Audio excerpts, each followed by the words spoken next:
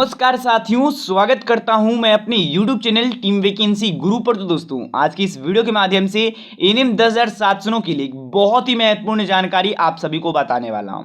जी हाँ साथियों, आज की इस वीडियो के माध्यम से सबसे पहले तो आपको अपडेट दूंगा वो कौन से कैटेगरी हैं जहां पर कितने लोगों को बुलाया जाएगा। काउंसलिंग के लिए आपको पता है तिगुना कैंडिडेट्स को बुलाना जाना है, पर कई सारे ऐसे आप कह सकते हो कैटेगरी हैं, कई सारे ऐसे जातियां हैं जहां पर कि लोगों को संख्याओं को कम बुलाया जाएगा। सीधा सीधे मैं एग्जाम्पल के तौर पर और ऑफिशियली जानकारी के अनुसार यहां पर मैं आपको अपडेट बताऊंगा।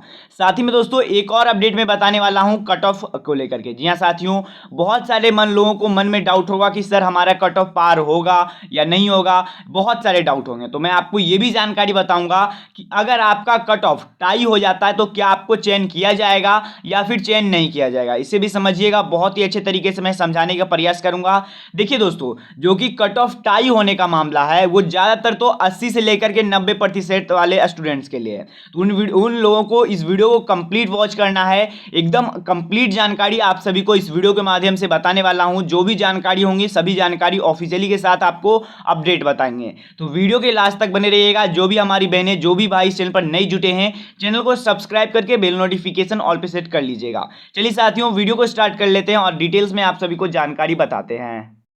सबसे पहले दोस्तों यहां पर मैं आपको अपडेट देने वाला हूं कि काउंसलिंग के लिए कौन से कैटेगरी में कितने लोगों को बुलाया जाएगा, और ये संख्या आप समझिए कि ये सभी कुछ सेम रहने वाला है। पर अगला मैं ये जानकारी दूंगा कि कौन से वो जातियां हैं जहां पर कि लोगों को संख्या को कम बुलाया जाएगा। तो समझिएगा बहुत ही अच्छे तरीके से। सबसे पहले जनरल कैटेगरी से बात करें तो उन लोगों के लिए 3,539 पद निकाले गए हैं। यानी कि काउंसलिंग में अगर आप इससे 3 गुना कीजिए, क्योंकि 3 गुना कैंडिडेट्स को बुलाया जाएगा और हर कैटेगरी में 3 गुना कैंडिडेट्स को बुलाया जाएगा। ये आप समझ लीजिए, हर कैटेगरी में आपका 3 गुना कैंडिडेट्स को बुलाया जाएगा। उसी प्रकार से आप देखिए तो आपका 10,617 यहाँ पर हो जाता है। 868 EWS के लिए तो 2,604 यहाँ पर हो जाता है। अगर एससी का बात कीजिए तो 2,188 है, तो यहाँ पर भी करीबन 6,564 लोगों को बुलाया जाएगा। एसटी के लिए बात करें तो 82 पोस्टें हैं जहाँ पर कि आप कहिए तो 246 पदों पर यहाँ पर काउंसलिंग के लिए बुलाए जाएंगे।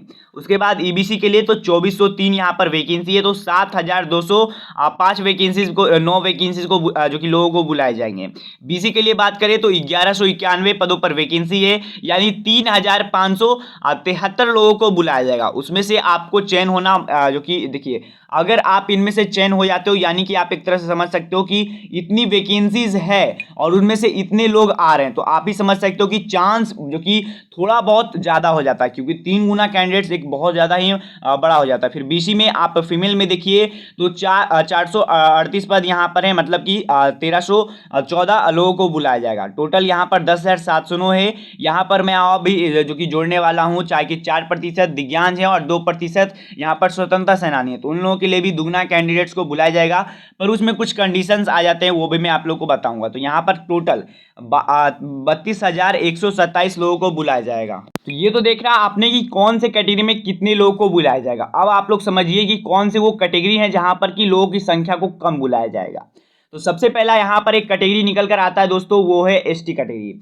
यहाँ पर तो आपको लग रहा हो कि नहीं सर एसटी कैटेगरी के तो वही जो कि 2 है, तो छो तो यहाँ पर दिया ही गया है। लेकिन मैं आपको बता देना चाहता हूं, इस बार की जो कि एएनएम की भर्ती होने वाला है उसमें जो भी काउंसलिंग के लिस्ट आएंगे उसमें देखिएगा आप सभी, तो वहां पर 2 के जगह पर 6 देखने को नहीं मिलेंगे। मतलब कि यहाँ पर वैकेंसीज करीबन 80 पदों पर यहाँ पर एसटी के लिए जारी किया गया है और उसके 3 गुना कैंडिडेट्स को बुलाया जाएगा। यानी कि लगभग आप मानिए चलिए 2400 के कुछ यहाँ पर लोगों को बुलाया 240 लोगों को बुलाया जाएगा।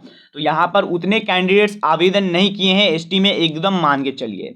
साथ में यहाँ पर भी एक लाइव एग्जाम्पल के तौर पर यहाँ पर मैं समझाना चाहता हूँ। देखिए दिव्यांग के लिए टोटल 8 सीटें रिजर्व किया गया था। अगर आप इसका 3 गुना करते हो तो यहाँ पर 24 निकल कर आता है। लेकिन यहाँ पर देखिए मात्र 13 लोगों को बुलाया जा रहा है, यानी कि आप कह सकते हो कि लोगों का अभाव है, यानी कि लोगों का कमी यहाँ पर देखने को मिला है। इसके कारण से लोगों को नहीं बुलाया जा रहा है। तो यहाँ पर अगर लोगों की संख्या कम होगी आवेदन करने वालों की, तो यहाँ पर काउंसलिंग में भी जितने कैंडिडेट्स ऊपर वाले का 3 गुना बुलाया जा सकता है, पर नीचे वाला जो भी यहाँ पर आरक्षित कैटेगरी है, चाहे आपका दिव्यांग आ जाता है, चाहे आपका स्वतंत्रता सेनानी में आ जाता है, तो उनमें जो कि पोस्टों की संख्या थोड़ा बहुत कम जाता है दोस्तों।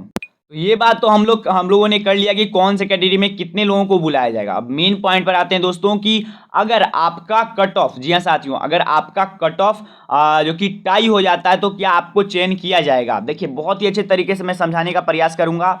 देखिए जैसे कि कोई कैटेगरी में यहाँ पर मान के चलते हैं एससी का कैटेगरी का एक एग्जांपल लेते हैं, एससी कैटेगरी का एक एग्जांपल लेते हैं। इनका देखिए 38.5260 यहाँ पर कट ऑफ जारी किया गया, यानी कि इसके ऊपर है तो इन लोग को चयन किया गया है। ये आप समझ रहे हो। तो दोस्तों अगर ये कट ऑफ काउंसलिंग के लिए हो, जो कि ये कट ऑफ है जो कि काउंसलिंग के लिए ही है, आपका फाइनल रिजल्ट के लिए अलग कट ऑफ है, लेकिन ये काउंसलिंग के लिए ही, तो काउंसलिंग में ये फायदे आपको देखने को मिलेंगे। अगर देखिए 38 पर यहाँ पर कट ऑफ जारी हुआ है तो जिन लोगों का भी 38 आया हुआ है उन लोगों को चयन कर लिया जाएगा, यानी काउंसलिंग में बुला लिया जाएगा, चाहे 2 लोग फालतू आए चाहे 4 लोग फालतू आए, ये कोई भी बड़ा यहाँ पर आप कर सकते हो, दिक्कत नहीं होता है। अगर कट ऑफ उतना पे जारी किया गया है, अगर 2 लोग ज़्यादा भी आ रहे हैं तो उन्हें ले लिया जाता है, उन्हें मतलब कि उन्हें काउंसलिंग में बुला लिया जाता है।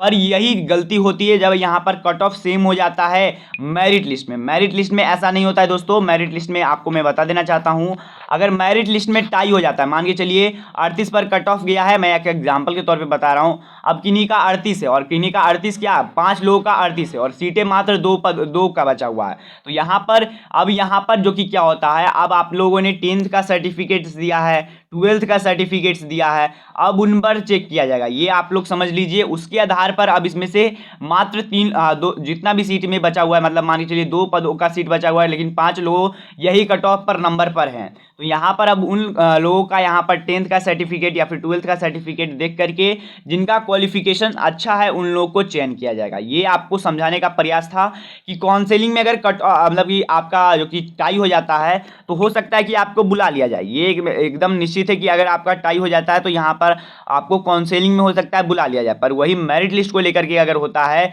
अगर सीटें 2 ही पदों को बचा हुआ है लेकिन लोगों का संख्या 5 चयन हो चुके हैं उतने ही नंबर पर, तो वहाँ पर 3 लोगों के लिए जो कि टाई हो चुका है उन लोगों के लिए अब 10th का सर्टिफिकेट्स देखा जा सकता है या फिर 12th का सर्टिफिकेट देखा जा सकता है या फिर कुछ और यहाँ पर चीज़ें देखे जा सकते हैं। तो यही जानकारी आप सभी को बताना था। अगर आपको ये जानकारी पसंद आए तो चैनल को सब्सक्राइब करना ना भूलिएगा दोस्तों। मिलते हैं क्वेश्चन में, तब तक के लिए गुड बाय।